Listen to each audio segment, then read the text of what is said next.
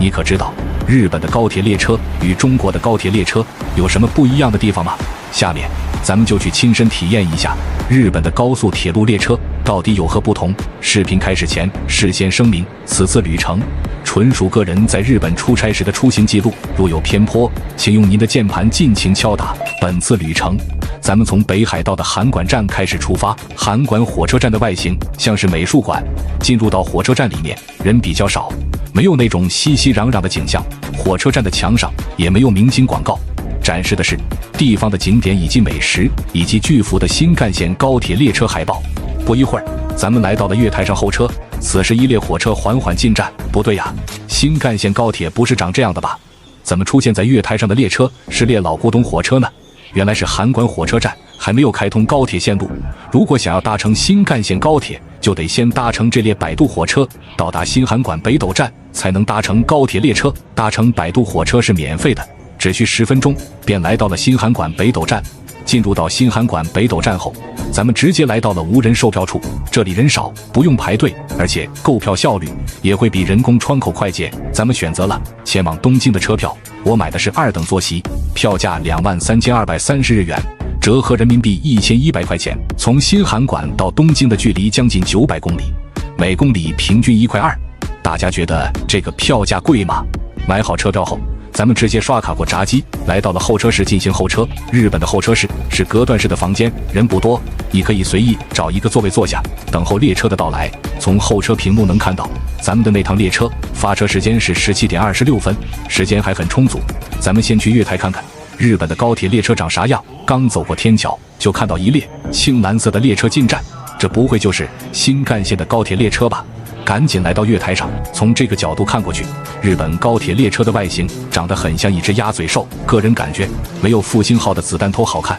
车身采用了青蓝色调的涂装，在灯光的照射下看着很新，像是刚做完保养一样。这列新干线高铁列车名为隼鸟，在车身的中间位置印有它的隼鸟标志。不一会儿，隼鸟高铁列车发动了起来，起步很迅速，车窗如流光一样闪过。我仔细地数了一下，这列隼鸟号列车一共有10节车厢，配有双向车头，列车可以前后进行驾驶。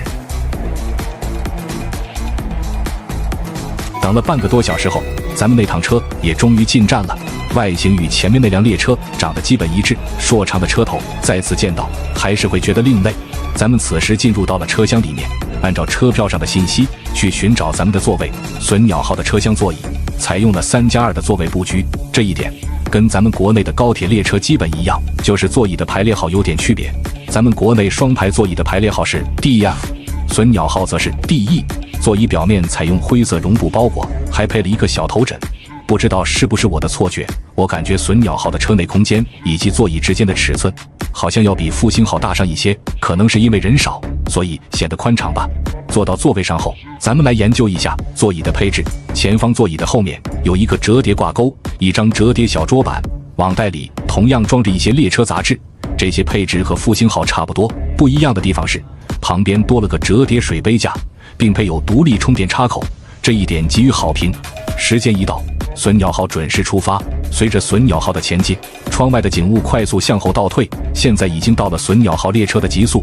让咱们来测试一下日本的高铁能有多快。手机显示，此时隼鸟号的速度是每小时308公里，这个速度要比复兴号慢很多。复兴号的极速可达每小时350公里。速度方面，中国高铁完胜日本高铁。测完速度后，也差不多到饭点了。